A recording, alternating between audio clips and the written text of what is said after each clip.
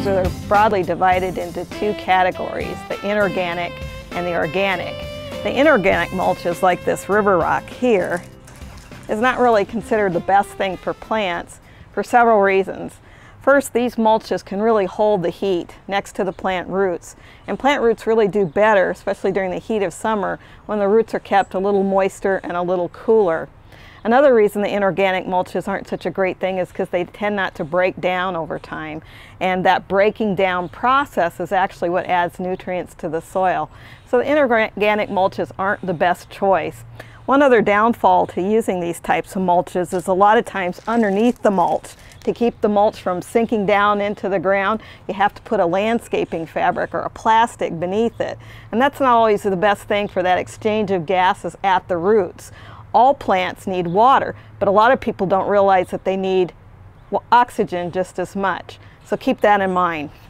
People often ask me what's the best kind of mulch to use for their plants. And actually there's two criteria. First, whatever your pocketbook allows. And secondly, the organic mulches are really best for plants.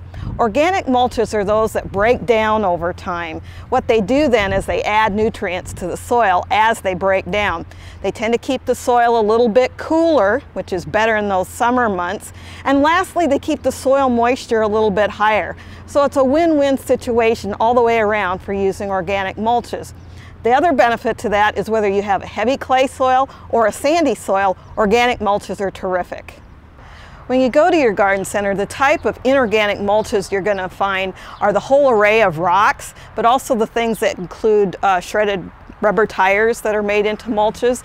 And these have applications in certain areas, particularly the rocks. But the types of mulches that you'll find that are organic mulches, the ones that break down over time, pine needle straw, compost, all different kinds of shredded bark. And these types of mulches you're finding more and more in the colors. So you can actually pick some of the more earthy colors to go in your particular landscape. And don't forget cocoa mulch. It smells terrific. Not great if you have pets, so don't choose it if you have pets. When you're looking at the pros and cons of using the different types of mulches, there's several things to keep in mind.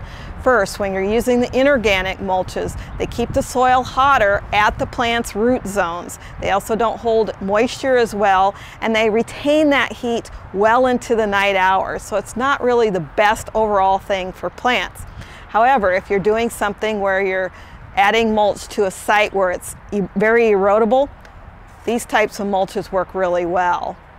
When you're looking at the organic mulches, this is where a lot of benefits come into play for plants. They keep the soil cooler, they retain soil moisture better, they break down as time goes on and add nutrients to the soil. The benefit of the organic mulches is good whether you have sandy soils or clay soils, so keep that in mind.